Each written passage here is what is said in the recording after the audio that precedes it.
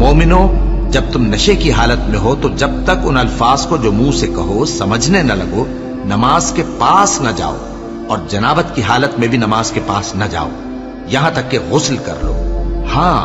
अगर बहालत सफर रास्ते चले जा रहे हो और पानी न मिलने के सबब गुस्ल न कर सको तो तयम्मुम करके नमाज पढ़ लो, और अगर तुम बीमार हो या सफर में हो या कोई तुम में से बैतुल खला से होकर आया हो या तुमने औरतों से मुकारबत की हो और तुम्हें पानी न मिले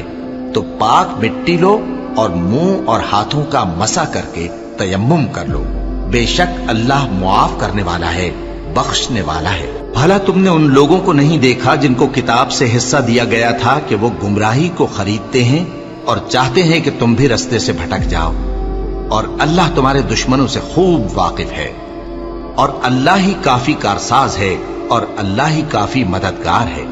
और ये जो यहूदी हैं, इनमें कुछ लोग ऐसे भी हैं कि किताबुल्लाह के कलेमात को उनके मकामात से हटा देती हैं और कहते हैं कि हमने सुन लिया और नहीं माना, और कहते हैं सुनो न सुनवाए जाओ, और जबान को मरोड़ कर और दीन में तान की राह से तुमसे गुफ्तगू के वक्त राइना कहती हैं। और अगर यूं कहते कि हमने सुन लिया और मान लिया और सिर्फ इस्मा और राइना की जगह उन्जुर न कहते तो उनके हक में बेहतर होता और बात भी बहुत दुरुस्त होती। लेकिन अल्लाह ने उनके कुफ्र के सबब उन पर लानत कर रखी है, तो ये कुछ थोड़े ही ईमान लाती हैं। ऐ किताब वालों,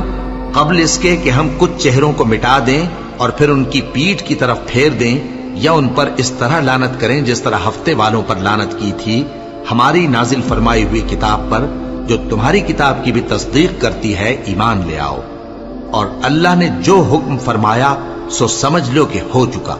अल्लाह इस गुनाह को नहीं बख्शेगा कि किसी को उसका शरीक बनाया जाए, और इसके सिवा और गुनाह जिसको चाहे मुआफ कर दे, और जिसने अल्लाह का शरीक मुकर्रर किया उसने बड़ा बुहतान बांधा।